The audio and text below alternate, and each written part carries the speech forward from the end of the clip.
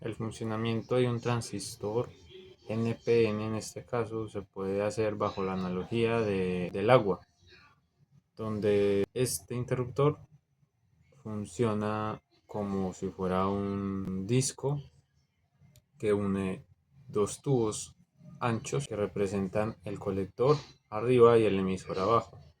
El colector arriba porque aquí se ubica un potencial mayor y abajo un potencial menor para hacer que la corriente baje, como la acción de la gravedad en analogía con la acción de la diferencia potencial.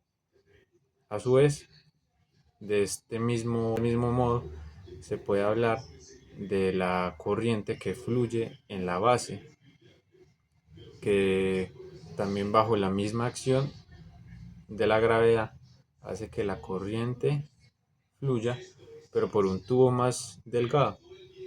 Este empuja al disco haciendo que el agua que estaba estancada en el colector ya baje y genere esa corriente de agua, en el caso eléctrico, un flujo eléctrico.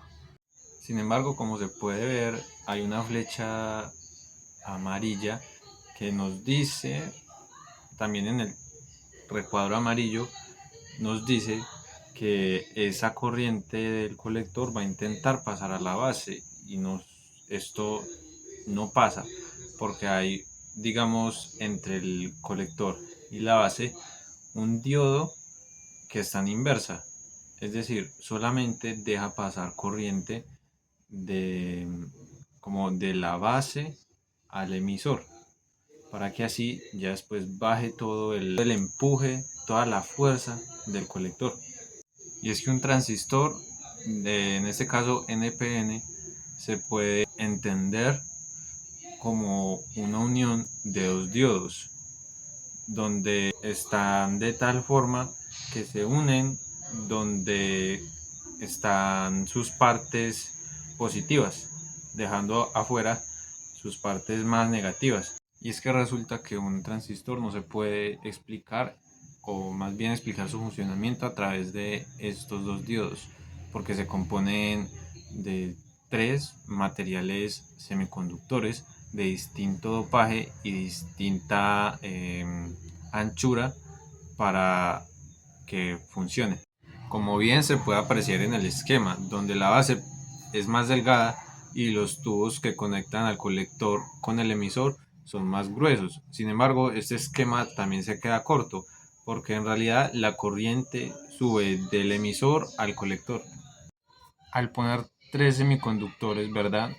Donde hay, digamos, una diferencia de cargas en los puntos de contacto, se forman unas barreras. Esta barrera ocurre porque se genera un equilibrio de las cargas al darse esta diferencia de ellas. Esto hace que la parte de la barrera perteneciente a la base, era positiva, quede polarizada negativa, así como la parte de la barrera del emisor, que antes era negativa, quede positiva.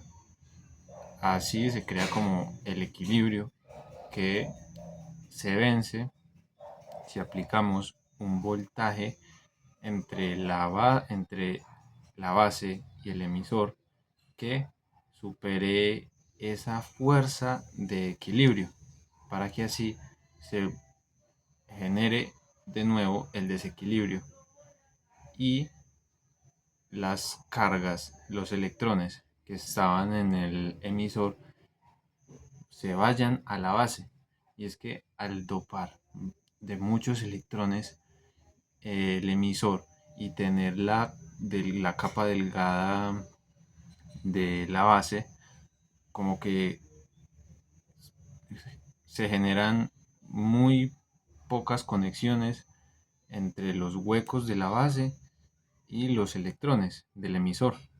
O sea que se ocupan muy pocos y quedan atrás muchos que como que los absorbe el colector. Y es que el colector, al estar conectado a una fuente al terminal positivo de la fuente se le van todos sus electrones hacia arriba, quedando la barrera con la base que positivo. Entonces, ahí ya los electrones del emisor puedan ir con mucha fuerza hacia hacia el colector, pudiendo hacer que con poco voltaje se pueda abrir una llave que conduzca mucha corriente, ya que el diodo que representa la base y el emisor requieren un voltaje menor de 0,7 hacia arriba en caso de silicio para que quede, digamos, permitiendo el paso de la corriente.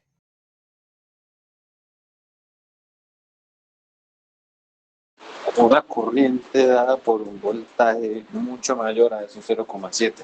Esta es la llamada corriente de colector, aumentando exponencialmente al aumentar muy poco la corriente de la base.